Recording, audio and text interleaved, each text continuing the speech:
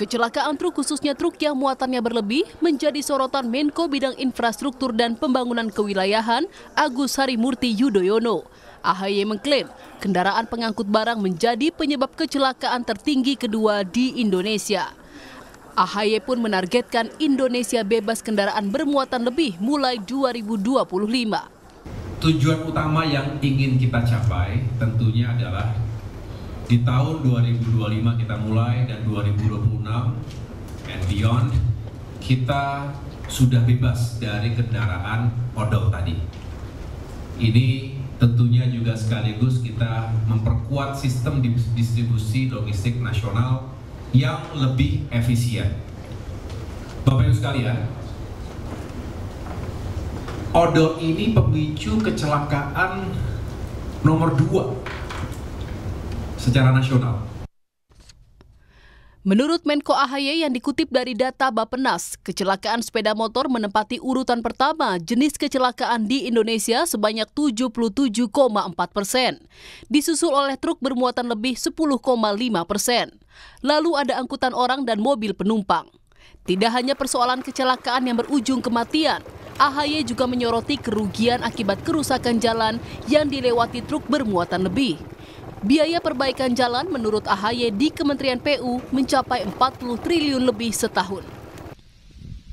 Ada konsekuensi finansial Kementerian PU ini misalnya untuk pemeliharaan jalan tol dan juga kendaraan jalan-jalan non tol akibat kerusakan tadi bisa mencapai 43,45 triliun rupiah per tahunnya. Meski demikian, AHY mengklaim pemerintah tetap mempertimbangkan biaya logistik jika truk tidak mengalami kelebihan muatan yang biayanya diprediksi akan naik 2 kali lipat. Tim Liputan Kompas TV. Lalu bagaimana menyelesaikan masalah tahunan truk kelebihan muatan dan bagaimana juga respons dari pengusaha truk atas rencana itu? Kami bahas bersama staf khusus Menko Bidang Infrastruktur dan Pembangunan Kewilayahan Herzaki Mahendra Putra dan bergabung juga Ketua Umum DPP Asosiasi Pengusaha Truk Indonesia Gemilang Tarigan. Bung Zaki, Pak Gemilang, selamat malam. Selamat malam, Mas. Ya, saya ke Bung Zaki dulu. Kalau tadi sudah kita elaborasi lewat berita begitu ya, bahwa sekarang ada target dari Pak Menko AHY itu 2025 bebas odol, truk odol. Nah, temuan yang sebenarnya sudah ada sekarang bagaimana sejauh ini? Ya begini, kalau kita lihat kan mengenai fakta ya dari Januari sampai November 2024 misalnya, dari 2,3 juta kendaraan yang diperiksa di UPPKB itu 75,84% itu kan melanggar aturan odol gitu. Okay. Dan lebih dari 50% kendaraan odol itu melebihi muatan di atas 30%. Nah, ini kan juga menjadi fakta gitu. Lalu kemudian bagaimana kita tahu ada peningkatan kecelakaan yang khususnya melibatkan truk. Kita tahu barusan juga ada informasi lagi terkait dengan di Purworejo tadi. Ya, itu dia. Ini kan juga menjadi PR nih gitu. Karena hari ini kita kalau ngeliat truk jadi ketakutan gitu. Pasti. Ya kan, ini banyak teman-teman melihat kalau udah di truk ketemu tol hari ini dibilang merasa makin nggak nyaman nih karena terlalu besar dan bahkan gini, bahkan ada muatan yang sangat risky tetapi kemudian hanya diikat gitu, kira-kira begitu. Ini agak-agak mengerikan. Tetapi bagaimanapun kita tahu ya dampak odol itu misalnya tadi kita bicara tahun 2023 ada kerusakan jalan 46,6%. Itu jalan nasional itu rusak gitu. Nah, terus juga ke negara pemeliharaan jalan dan subsidi logistik tadi kan sudah disampaikan juga oleh Pak Menko. Tapi bagaimanapun kan nggak mudah nih kita bicara mengenai odol ini. Ya. Kenapa? Kita ada namanya weight in motion. Weight in motion. Hanya saja kan weight in motion kan ketika mau masuk ke jalan tol, ya kan ditimbang nih kan harus ada beratnya berapa. Tapi ada beberapa kejadian ya yang kemarin dalam rapat kemarin kami dalam rakor kemarin lebih dari 14 KL yang hadir yang dipimpin oleh Pak Menko Infrastruktur, Pak AHY, itu menandakan bahwa ini menjadi perhatian semua pihak gitu. Ini di salah satu pihak menyampaikan, salah satu KL ini, Kementerian Lembaga ini menyampaikan bahwa yang bagaimana pada saat yang punya weight and motion, tetapi somehow pernah terjadi kemudian yang melewati UIM ini malah nggak semuanya gitu. Ya kenapa bisa begitu itu yang harus ditelusuri. Nah, itu yang kemudian kita telusuri. Lalu kemudian kenapa masih ada kan berbagai modus diantaranya apa? Ya. Pada saat mereka membeli kendaraan, nah para pemilik angkutan ini kemudian meminta ke karoseri untuk mengubah spek tadi. Nah ini kan berbagai pihak nih, ya kan? Oke. Ya, selama ini kan kita selalu bicara kalau odol ada masalah apapun yang salah supir, kan begitu. Padahal mohon maaf, supir ini kan paling tidak berdaya. Apalagi mohon maaf kalau ada kecelakaan yang melibatkan ini lalu supirnya meninggal dunia. Ini kan jahat sekali ya di Indonesia ya. Maksudnya apapun itu kemudian menimpakan kepada yang sudah meninggal dunia. Padahal kita tahu ini bukan masalah sederhana yang tidak bisa ditimpakan ke human error belaka, tetapi ada permasalahan sistemik. Makanya Menko AHY ini bersama dengan ada berbagai belasan KL ini kemudian benar-benar sedang mengkaji bagaimana ini. Memang ada misalnya nih ada masukan-masukan bahwa kalau misalnya odol dirapikan Pak, nanti biaya logistik meningkat. Ya. Nah, untuk itu kemarin ada kepala BPS yang juga hadir, ada juga dari Mendak juga hadir. Kita akan melakukan tadi benar-benar perhitungan, ya ada Kemenkyu juga hadir. Seperti apa dampaknya, ya kan? Apakah dampak ini one time saja atau terus-terusan? Dan tadi yang paling penting ada triliunan yang kemudian untuk perawatan jalan inilah yang kemudian hari ini istilahnya menjadi cost lainnya yang mungkin lebih besar. Tapi lagi-lagi kita akan bicarakan dengan semua pihak hari ini masih belum tuntas. Oke, tadi Anda mengatakan mengakali karoseri atau spek begitu ya. Nah ini saya akan klarifikasi ke Pak Gemilang, tapi tahan dulu Pak Gemilang, saya akan jeda dulu sebentar. Kita akan kembali sesaat lagi di Sapa Indonesia Malam. Tetaplah bersama kami. Indonesia bebas truk odol atau overload overdimension. Overload maksud kami ya, atau truk obesitas biasanya orang kenal begitu. Saya tanya ke Pak Gemilang kalau gitu. Pak Gemilang, tadi kata Bung Zaki katanya banyak juga truk-truk itu yang mengakali karoseri atau spek. Apakah realitanya begitu? Baik, selamat malam Mas. Ya, silakan Pak. Ya, persoalan overdimensi dan overload ini udah cukup lama ya. Jadi 5 tahun kami mengikuti program dari Kementerian Perhubungan, pada akhirnya belum berhasil tentunya. Banyak masalah di sana ya. Dan tentunya sebelum kita melanjutkan program baru mengenai odol ini lagi, ya tentunya pemerintah sudah mengetahui apa penyebabnya maka program ini tidak berhasil gitu ya. Sehingga kita tidak mengulangi hal yang sama ya. Jadi nanti gagal lagi gitu ya. Pertama tentunya tadi sudah disinggung ya, masalah kenaikan biaya logistik itu sudah lama dibicarakan. Tapi saya pesan sekali lagi, khusus untuk logistik masalah sembako ini betul-betul nanti difasilitasi lah. Ya jangan sampai ini akan mengakibatkan langsung dirasakan oleh masyarakat kenaikannya. Yang mana biasanya diangkat 3 ton, diangkat 5 ton, diangkat menjadi 2,5 ton, berarti 2 kali lipat. Ini langsung praktis itu menaikkan. Itulah pertama, itu sebesar. Kedua, tentunya standar mengenai daya angkut. Ini perlu juga dilihat. Apakah sudah kami usulkan memang selama ini agar ada peningkatan daya angkut. Ini sekarang bergulir masalah ini di DPR karena ini juga menjadi persoalan buat kita apabila kita strike. Nah, kemudian yang ketiga yaitu masalah dengan yang kita hadapi adalah pemilik barangnya. Karena pengusaha angkutannya bersaing dan pemilik barangnya juga bersaing. Kalau perusahaan A bisa overload, perusahaan saya tidak bisa overload, ya saya rugi. Kalau pola pikirnya seperti itu nggak akan beres-beres dong Pak ya jadinya. Jadi persaingan seperti ini yang justru akhirnya ya dalam tanda kutip akhirnya melegalisasi truk-truk odol ini dong jadinya. Nah, ini perlu ketegasan dari pemerintah kan dalam hal ini.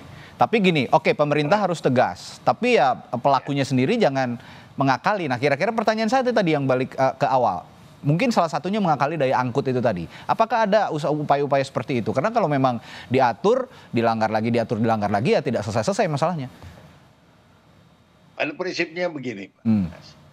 Kami kalau pengusaha truk ini mempunyai mobil yang standar, ongkos angkut standar, muatan standar, kami happy. Oke. Tapi kalau kami standar, mobil kami standar, nggak dapat muatan, Oke. karena bersaing dengan. Nah inilah sekarang Oke. persoalan yang Nah itu. jadi di depan. Oke, itu persoalan yang sudah diungkapkan oleh Pak Gemilang. Ya. Gimana dong kalau kayak gitu, Bung Zaki? Ini masalah persaingan soalnya katanya. Ya mau nggak mau kita juga harus satu pengusaha truk, pengangkutan truk, dan yang lainnya juga harus ikut bersaing jadinya. Ya betul Pak, karena memang isu ini tentunya bagaimana kita butuh pendekatan lintas sektor ini, nggak bisa hanya sepihak saja. Makanya kemarin itu dalam rapat itu ada lebih dari 14 KL yang hadir, levelnya ada level menteri, ada setara menteri, ada wamen, dan juga ada para dirjen dan deputi gitu. Nah inilah yang kemudian kita duduk bareng sama-sama dan semuanya meyakini bahwa memang ini situasinya tidak mudah, ya kan? Ini kompleks. Nah, tetapi kalau kita semua sama-sama kompak, ya pendekatan ini membutuhkan pendekatan yang lintas sektor. Ada penyesuaian regulasi, ada investasi teknologi yang harus dilakukan juga oleh pemerintah. Serta tentu jangan lupa adalah serta kesadaran dari industri maupun masyarakat. Oke. Nah pemerintah juga sedang merancang, memang juga ada Kemenku.